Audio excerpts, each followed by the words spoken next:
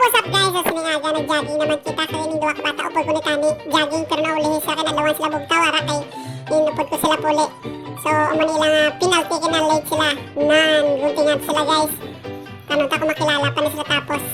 Ano kita niyo seryoso kayo may gunting no? Nan may ano gid may kaakig.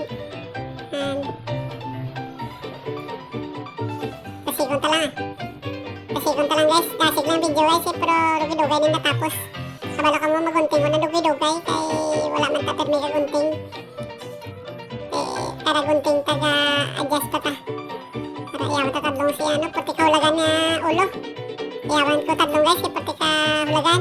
Nakalaman sa kuno sang ano sang razor.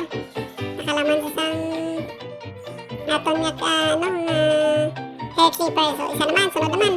Dugay-dugay na natapos guys ang isa. Reklamo na gani isang gutom na sa.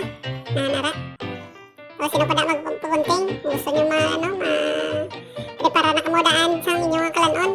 Nung isaw, inulsor sa may pupunting sa. Prepara kamudaan sa inyong balo na kamudaan pagkaon guys.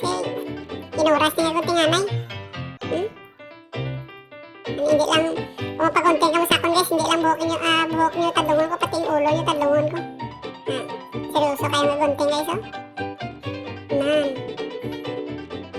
Magtanta ko makilala pa ka mo magpuli ka mo. Hindi na ka mo mag-inulsol ah. Sara guys. Sabi nga barbero. Puti klasig. Kasi maguntas at tugtas ang ang ginaguntingan. Nan. Seryoso kayo. So si kadawag nga ulo guys. Wala na naton tapos ang video kaya na lobat na kong cellphone. Hindi na pwede ka pa video. So mayuman gani ah. Para wala nyo nakita ilang mga tsura. Naglain na gid.